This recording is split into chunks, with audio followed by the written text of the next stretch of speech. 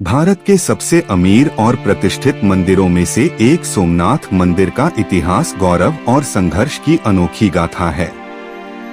इस मंदिर ने अनगिनत आक्रमणों और विध्वंस का सामना किया, लेकिन हर बार यह पहले से अधिक भव्यता और श्रद्धा के साथ खड़ा हुआ। यह मंदिर इस बात का प्रतीक है कि आस्था और संकल्प को कभी पराजित नहीं किया जा सकता। माना जाता है कि सोमनाथ मंदिर का मूल निर्माण स्कंद पुराण के अनुसार लगभग 7,99,99,2105 वर्ष पहले हुआ था।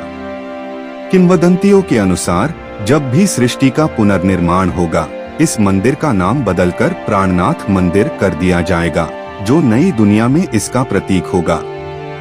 इतिहास गवाह है कि मुस्लिम आक्रमणकारियों ने इस मंदिर पर कम से कम 17 बार हमले किए। उन्होंने इसे लूटने और ध्वस्त करने का हर संभव प्रयास किया, लेकिन चाहे कितनी भी बार इसे जमीन पर गिरा दिया गया हो, यह हर बार फीनिक्स की तरह राख से उठ खड़ा हुआ। सोमनाथ मंदिर का इतिहास हमें यह सिखाता है कि आस्था की जड़ें कितनी भी गहरी हो सकती हैं, जिन्हें नष्ट करना असंभव है। यह मंदिर केवल एक धार्मिक स्थल नहीं, बल्कि भारत की सांस्कृतिक और आध्यात्मिक धरोहर का प्रतीक है। प्राचीन हिंदू ग्रंथों के अनुसार चंद्रदेव सोम ने दक्ष प्रजापति की 27 कन्याओं से विवाह किया था। इनमें से उन्हें रोहिणी से विशेष स्नेह और प्रेम था। यह भेदभाव देखकर क्रोधित दक्ष ने चंद्रदेव को श्राप दिया कि उनका तेज प्रतिदिन क्षीण होता रहेगा। इस श्राप के कारण चंद्र का प्रकाश धीरे धीरे कम होने लगा। श्राप से व्यथित और निराश चंद्रदेव ने भगवान शिव की कठोर तपस्या आरंभ की। उनकी भक्ति और प्रार्थना से प्रसन्न होकर भगवान शिव ने उन्हें श्राप से मुक्त करने का वरदान दिया। हालांकि श्राप पूरी तरह समाप्त नहीं हुआ, लेकिन शिवजी के आशीर्वाद से चंद्रमा का तेज घटने के बाद फिर से बढ़ने लगा। भगवान शिव ने चंद्रदेव के कष्ट को दूर किया और इसी कारण उन्हें सोमनाथ नाम से जाना गया। इस घटना के प्रतीक रूप में सोमनाथ मंदिर की स्थापना की गई, जो भगवान शिव और चंद्रदेव की इस कथा को अमर बनाता है। तो नमस्कार दोस्तों, स्वागत है आपका मेरे चैनल गुल्लू इतिहास हिस्ट्री में। आज हम सोमनाथ मंदिर से जुड़ी इस अद्भुत कथा, इसके गौरवशाली इतिहास और रहस्यों के बारे में विस्तार से जानेंगे। उम्मीद है यह जानकारी आपके लिए रोचक और ज्ञानवर्धक साबित होगी। तो चलिए शुरू करते हैं। प्राचीन काल से ही यह स्थान अपनी अद्भुत दिव्यता और चमत्कारिक गुणों के लिए प्रसिद्ध है। यह भगवान महादेव का अत्यंत पवित्र और सिद्ध तीर्थस्थल है। कहा जाता है कि यदि किसी व्यक्ति की कुंडली में चंद्र कमजोर स्थिति में हो या चंद्रमा से संबंधित कोई दोष हो, तो इस स्थान पर आकर भगवान सोमनाथ महादेव के दर्शन और पूजा करने मात्र से ही उस व्यक्ति को अपनी समस्याओं से छुटकारा मिल जाता है। मान्यता है कि सोमनाथ महादेव के दर्शन करने से साधक के जीवन के समस्त कष्ट दूर हो जाते हैं और उसे शांति एवं सुख की प्राप्ति होती है।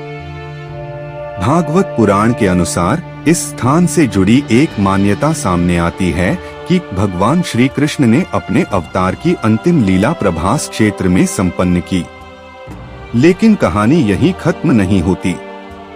अगर हम महाभारत की कथा पर नजर डालें, तो यह स्थान भगवान श्री कृष्ण के जीवन के एक महत्वपूर्ण अध्याय का साक्षी भी रहा है। भालका तीर्थ, जो सोमनाथ मंदिर से मात्र 4 किलोमीटर की दूरी पर स्थित है, भगवान श्री कृष्ण की अंतिम लीला का साक्षी माना जाता है। यही वह स्थान है जहां श्री कृष्ण ने अपनी देह का त्याग किया था। कहानी के अनुसार जब यदुवंश का विनाश हो गया और द्वारका का अंत समीप था, यदि आप द्वारका नगरी के अद्भुत इतिहास और पौराणिक कथाओं के बारे में जानना चाहते हैं, तो वीडियो के डिस्क्रिप्शन में दी गई लिंक पर जरूर क्लिक करें। वहां आपको द्वारका की रहस्यमयी कहानियों और इसकी महिमा का विस्तृत वर्णन मिलेगा। यह वीडियो न केवल आपको द्वारका के धार्मिक और ऐतिहासिक महत्व से परिचित कराएगा, बल्कि आपको श्री कृष्ण की इस पवित्र नगरी के अनसुने पहलुओं को भी जानने का मौका देगा। तो वीडियो जरूर देखें और अपने ज्ञान को बढ़ाएं। श्री कृष्ण अपनी लीला समाप्त करने का निर्णय ले चुके तब वे द्वारका छोड़कर जंगलों में विचरण करना शुरू किया। मान्यता है कि वे इसी पवित्र स्थान पर कुछ समय के लिए ठहरे थे।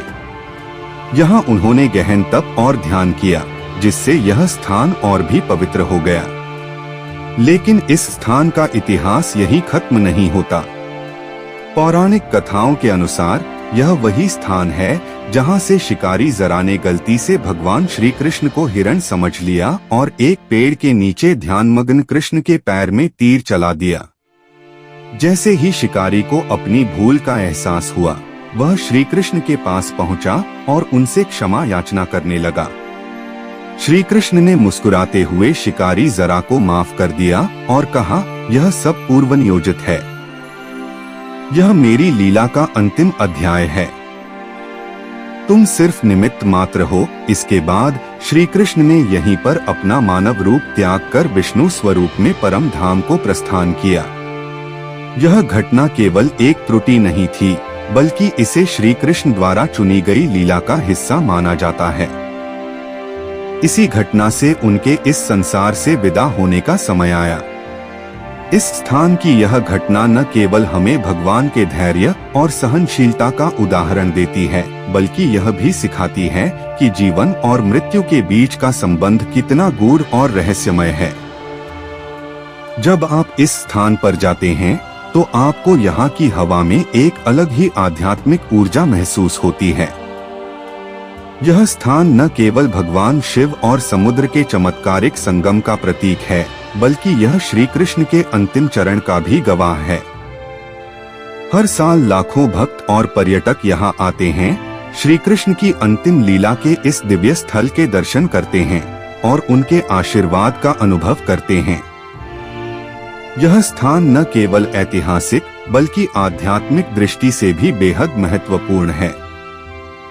अगर आप भी भगवान श्री कृष्ण की इस दिव्य कथा और स्थल का अनुभव करना चाहते हैं तो भालका तीर्थ जरूर जाएं। सोमनाथ मंदिर भारत का एक प्राचीन और ऐतिहासिक शिव मंदिर है, जिसे हिंदू धर्म के सबसे महत्वपूर्ण और पवित्र स्थलों में गिना जाता है। यह 12 ज्योतिर्लिंगों में से पहला और सबसे प्रतिष्ठित ज्योतिर्लिंग माना जाता है। गुजरात के सौराष्ट्र क्षेत्र में वेरावल बंदरगाह के निकट स्थित यह मंदिर अद्वितीय धार्मिक, सांस्कृतिक और ऐतिहासिक महत्व रखता है। कहा जाता है कि इस मंदिर का निर्माण स्वयं चंद्रदेव ने किया था और इसका उल्लेख ऋग्वेद में भी मिलता है। सोमनाथ मंदिर हिंदू धर्म के उत्थान और पतन के गवाह के रूप में इतिहास में दर्ज है। इसकी भव्यता और समृद्धि के कारण इसे बार बार विदेशी आक्रांताओं द्वारा खंडित किया गया, लेकिन हर बार इसे श्रद्धालुओं और शासकों ने पुनः निर्मित किया। स्वतंत्रता प्राप्ति के बाद इस ऐतिहासिक मंदिर का पुनर्निर्माण लौह पुरुष सरदार वल्लभ भाई पटेल की प्रेरणा से प्रारंभ हुआ। वर्तमान मंदिर का उद्घाटन 1 दिसंबर 1955 को भारत के तत्कालीन राष्ट्रपति डॉक्टर राजेंद्र प्रसाद ने किया और इसे राष्ट्र को समर्पित किया। आज सोमनाथ मंदिर न केवल धार्मिक आस्था का केंद्र है, बल्कि एक विश्व प्रसिद्ध पर्यटन स्थल भी है। यहाँ प्रतिदिन बड़ी संख्या में श्रद्धालु और पर्यटक आते हैं। मंदिर परिसर में हर शाम 7:30 से 8:30 बजे तक साउंड एंड लाइट शो आयोजित होता है, जिसमें मंदिर के गौरवशाली इतिहास को बेहद आकर्षक और सचित्र तरीके से प्रस्तुत किया जाता है। सोमनाथ मंदिर का इतिहास अत्यंत प्राचीन और गौरवशाली है। माना जाता है कि यह मंदिर ईसा पूर्व ही अस्तित्व में था।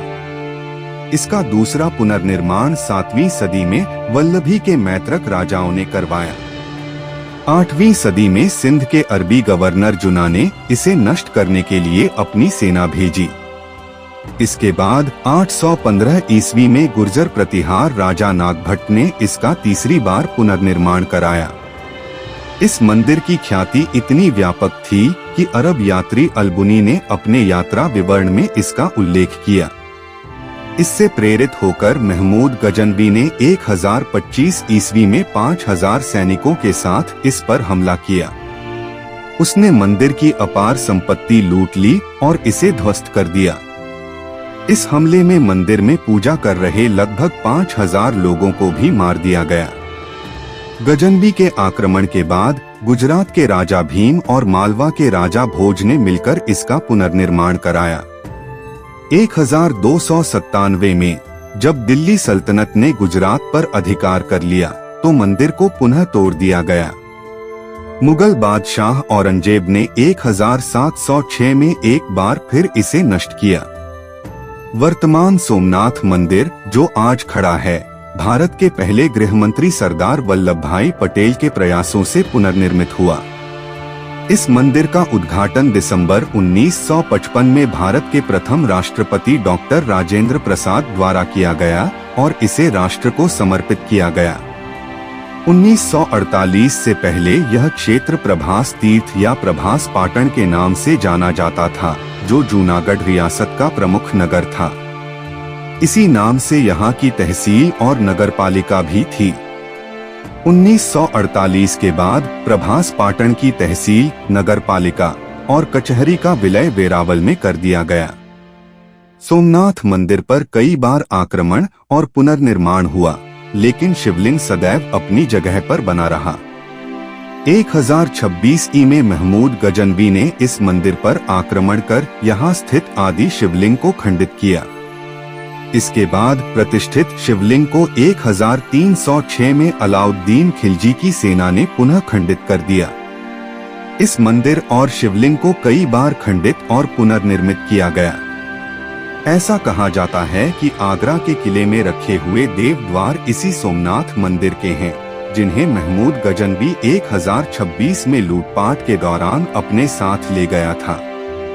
वर्तमान सोमनाथ मंदिर, जिसे मंदिर ट्रस्ट द्वारा निर्मित किया गया, उसी मूल स्थल पर स्थित है जहां राजा कुमारपाल ने अंतिम मंदिर का निर्माण करवाया था। सौराष्ट्र के मुख्यमंत्री ऊंच राय नवल शंकर ढेबर ने 19 अप्रैल 1940 को यहां उत्खनन कार्य शुरू कराया। इसके बाद भारत सरकार के पुरातत्व विभाग ने इस स्थान पर प्राप्त ब्रह्मशिला पर शिव का ज्योतिर्लिंग स्थापित किया। सौराष्ट्र के पूर्व राजा दिग्विजय सिंह ने 8 मई 1950 को मंदिर की आधारशिला रखी और 11 मई 1951 को डॉक्टर राजेंद्र प्रसाद ने इस मंदिर में ज्योतिर्लिंग की स्थापना की। नवीन सोमनाथ मंदिर का निर्माण 1962 में पूरा हुआ। 1970 में जामनगर की राजमाता ने अपने दिवंगत पति की स्मृति में दिग्विजय द्वार का निर्माण कराया। मंदिर के निकट राजमार्ग पर सरदार वल्लभ भाई पटेल की प्रतिमा स्थित है, जो सोमनाथ मंदिर के पुनर्निर्माण में उनके महान योगदान की याद दिलाती है। सोमनाथ मंदिर के दक्षिण में समुद्र के किनारे स्थित एक विशेष स्तंभ है, जिसे बाणस्तंभ कहा जाता है। इस स्तंभ पर एक तीर स्थापित किया गया है, जो यह संकेत देता है कि सोमनाथ मंदिर और दक्षिणी ध्रुव के बीच पृथ्वी पर कोई भूभाग नहीं है। यह स्तंभ भारतीय भूगोल और प्राचीन ज्ञान का एक अद्भुत प्रतीक है। बाणस्तंभ की दिशा अरब सागर की ओर है और यह दर्शकों को समुद्र की अनंत गहराइयों और भारतीय सीमा की आखिरी रेखा का अनुभव कराता है। इसका निर्माण यह बताने के लिए किया गया था कि यह स्थान भारतीय उपमहाद्वीप के पश्चिमी छोर का अंतिम बिंदु है। स्तंभ पर अंकित संदेश भारत की सांस्कृतिक और वैज्ञानिक दृष्टि को भी उजागर करता है। यह सोमनाथ मंदिर के ऐतिहासिक महत्व के साथ साथ भारतीय सभ्यता की समृद्धि का प्रमाण है। मंदिर आने वाले श्रद्धालुओं के लिए यह स्तंभ न केवल आध्यात्मिक प्रेरणा का स्रोत है, बल्कि भौगोलिक विशेषता का भी प्रतीक है। लेकिन सोचने वाली बात यह है कि आज से हजारों साल पहले, जब न तो कोई आधुनिक तकनीक थी और न ही सैटेलाइट्स, हमारे पूर्वजों ने यह कैसे अनुमान लगाया होगा कि इस दिशा में धरती पर कोई जमीन या टापू नहीं है। यह रहस्य भारतीय प्राचीन विज्ञान और खगोल विद्या की गहराई और उनकी उन्नत सोच को उजागर करता है। सोमनाथ मंदिर के पृष्ठभाग में स्थित एक प्राचीन मंदिर के विषय में मान्यता है कि यह देवी पार्वती को समर्पित है। इस मंदिर को स्थानीय लोग देवी पार्वती के निवास स्थल के रूप में पूजते हैं। सोमनाथ मंदिर के पुनर्निर्माण को लेकर तत्कालीन प्रधानमंत्री जवाहरलाल नेहरू ने इस प्रयास को हिंदू पुनरुत्थानवाद कहकर विरोध जताया था। इस संदर्भ में नेहरू और कन्हैयालाल मुंशी के बीच हुई बहस का उल्लेख मुंशी ने अपनी पुस्तक पिलग्रिमेज टू फ्रीडम में किया है। मुंशी लिखते हैं कि कैबिनेट की एक बैठक के बाद नेहरू ने उन्हें बुलाकर कहा, मुझे सोमनाथ के पुनरुद्धार के लिए आपका प्रयास पसंद नहीं आ रहा। यह हिंदू पुनरुत्थानवाद है। इस पर मुंशी ने जवाब दिया, मैं घर जाकर इस विषय में आपको विस्तार से लिखूंगा। मुंशी ने दिसंबर 1922 में अपनी पहली सोमनाथ यात्रा का अनुभव साझा करते हुए लिखा है कि जब वह भग्न मंदिर पहुंचे तो वहां की दुर्दशा देखकर उनका हृदय व्यथित हो गया। मंदिर ध्वस्त और अपवित्र था, लेकिन फिर भी वह अडिग खड़ा था, मानो इतिहास में हुए कृतज्ञता और अपमान को न भूलने का संदेश दे रहा हो। जब उन्होंने मंदिर के बिखरे पत्थरों और खंडहरों को देखा तो उनके भीतर अपमान और पीड़ा की एक अग्निशिखा प्रज्वलित हो उठी। नवंबर 1947 में सरदार वल्लभ भाई पटेल ने प्रभास पाटन का दौरा किया और सोमनाथ मंदिर के दर्शन किए। वहां एक सार्वजनिक सभा में उन्होंने घोषणा की, नए साल के शुभ अवसर पर हमने निर्णय लिया है कि सोमनाथ का पुनर्निर्माण किया जाएगा। यह एक पवित्र कार्य है जिसमें पूरे राष्ट्र को अपना सर्वश्रेष्ठ योगदान देना होगा।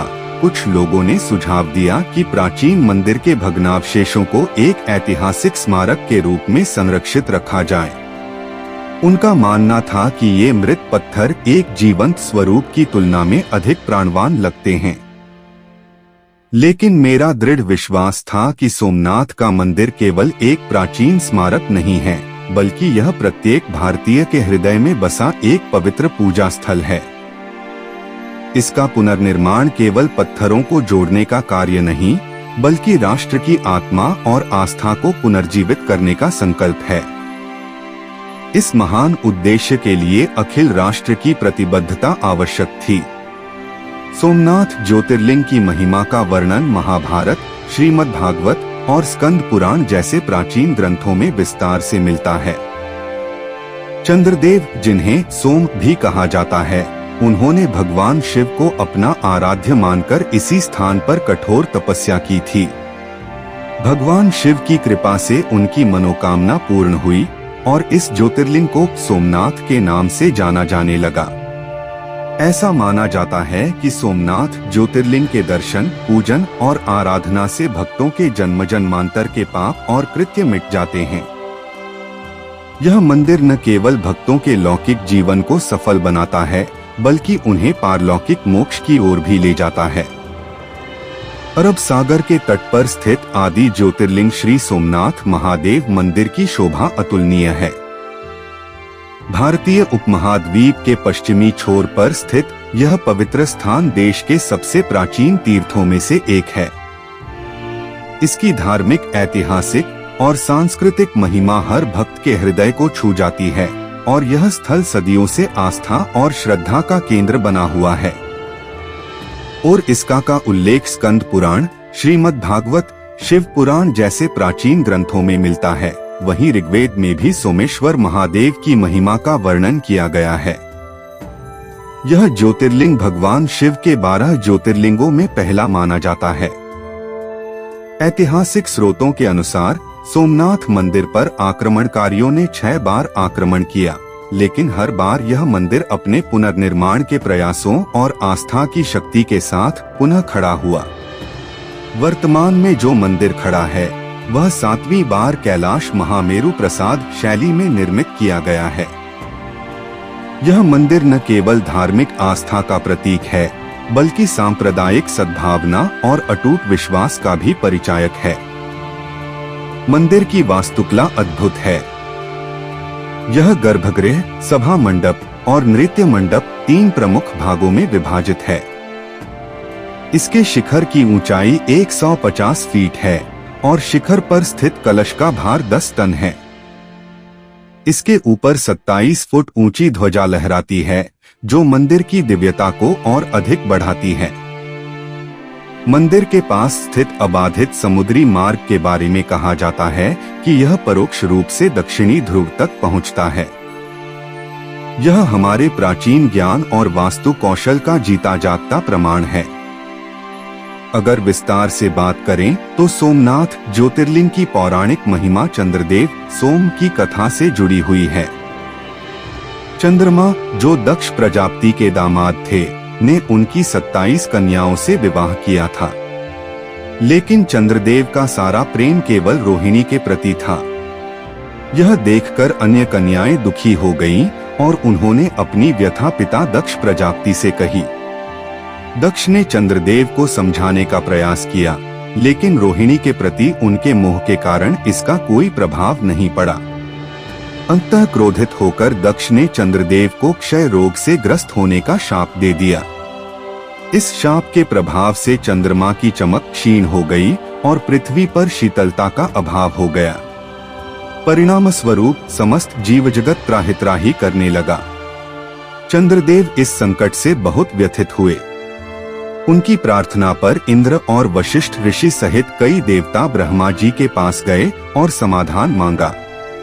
ब्रह्मा जी ने चंद्रमा को प्रभास क्षेत्र में जाकर भगवान मृत्युंजय शिव की आराधना करने का सुझाव दिया। चंद्रदेव ने ब्रह्मा जी की सलाह मानी और प्रभास क्षेत्र में जाकर कठोर तपस्या की। उन्होंने 10 करोड़ मृत्युंजय मंत्रों का जाप किया। उनकी आराधना से प्रसन्न होकर भगवान शिव प्रकट हुए और उन्हें अमरत्व का वरदान दिया।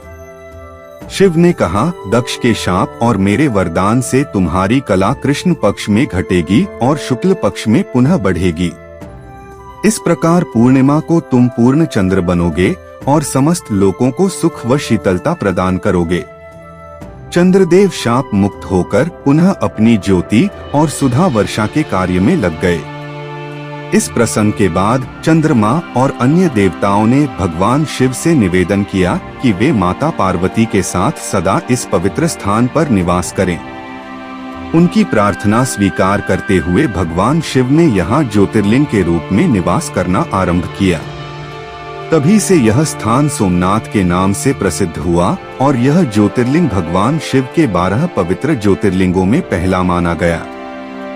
सोमनाथ कुंड की महिमा अद्भुत और अनोखी है।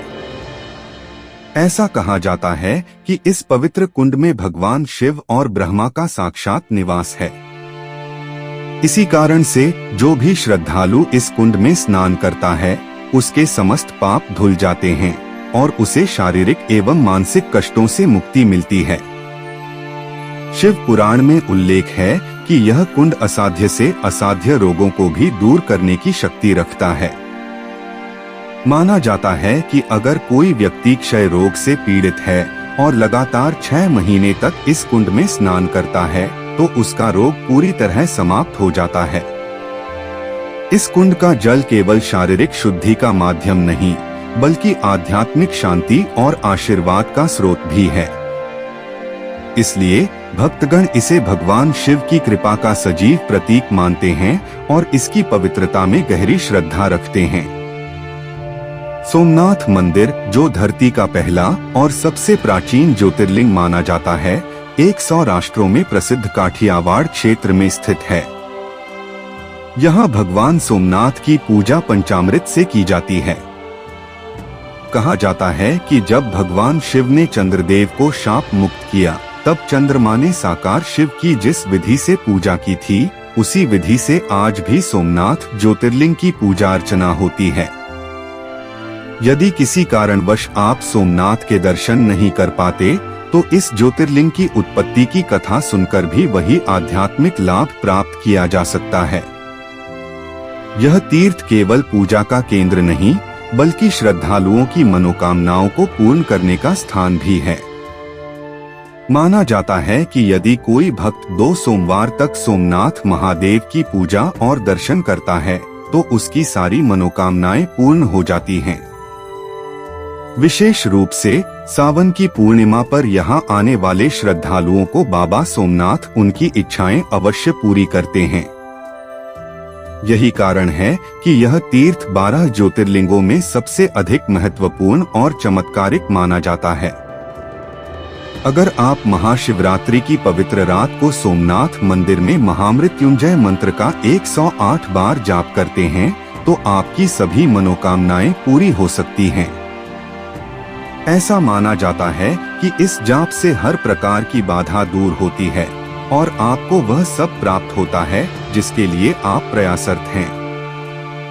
शिव पुराण में सोमनाथ ज्योतिर्लिंग की महिमा का वर्णन महर्षि सुत ने विस्तार से किया है। उनके अनुसार जो व्यक्ति इस कथा को श्रद्धा और ध्यानपूर्वक सुनते या सुनाते हैं, उन पर भगवान शिव और चंद्रमा दोनों की कृपा होती है। चंद्रमा जो शीतलता और शांति के प्रतीक हैं, उनकी कृपा से मानसिक तनाव समाप्त हो जाता है। वहीं भगवान शिव जो इस ब्रह्मांड के सार हैं, उनके दर्शन और प्रसन्नता से जीवन में सभी कष्ट समाप्त हो जाते हैं। भारतीय मंदिर अपनी भव्य वास्तुकला और गहन धार्मिक आध्यात्मिक महत्व के लिए सदियों से यात्रियों को आकर्षित करते आए हैं। सोमनाथ मंदिर भी इनमें से एक अनूठा स्थान है। यह न केवल इतिहास और वास्तुकला प्रेमियों के लिए आकर्षण का केंद्र है, बल्कि तीर्थयात्रियों और आध्यात्मिक साधकों के लिए भी विशेष महत्व रखता है। गुजरात में स्थित सोमनाथ मंदिर 12 ज्योतिर्लिंगों में से पहला और हिंदू धर्म का एक अत्यंत महत्वपूर्ण तीर्थ स्थल है। यह मंदिर भारत के सबसे अधिक देखे जाने वाले धार्मिक स्थलों में से एक है। भारतीय पौराणिक कथाओं के अनुसार इस प्राचीन मंदिर का निर्माण सबसे पहले चंद्रदेव यानी सोमराज ने सोने से कराया था। इसके बाद रावण ने इसे चांदी से और भगवान श्री कृष्ण ने चंदन की लकड़ी से बनवाया। बाद में गुजरात के राजा भीमदेव ने इस मंदिर का निर्माण पत्थरों से कराया। प्राचीन ग्रंथों के अनुसार प्रथम सोमनाथ ज्योतिर्लिंग की प्राण प्रतिष्ठा वैवस्वत मनवंतर के दौरान त्रेता युग में श्रावण मास की शुक्ल पक्ष की तृतीया तिथि को की गई थी। यह मंदिर त्रिवेणी संगम पर स्थित है, जहां 3 पवित्र नदियां कपिला, हिरण और सरस्वती मिलती हैं। इस स्थान का आध्यात्मिक और पौराणिक महत्व इतना अधिक है कि इसे शब्दों में समेटना संभव नहीं है। सोमनाथ मंदिर न केवल श्रद्धा और आस्था का प्रतीक है, बल्कि यह भारत की सांस्कृतिक और ऐतिहासिक विरासत का भी अद्वितीय हिस्सा है। यह मंदिर हजारों वर्षों से हिंदू धर्म के अनुयायियों के लिए प्रेरणा और भक्ति का स्रोत बना हुआ है। आज के लिए बस इतना ही।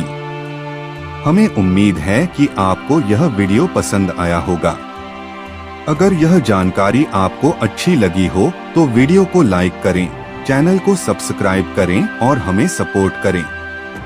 ऐसे ही और रोचक विषयों पर चर्चा के लिए हमारे साथ बने रहें। अगले वीडियो में फिर मिलते हैं। तब तक के लिए धन्यवाद। हर हर महादेव। जय हिंद, जय भारत।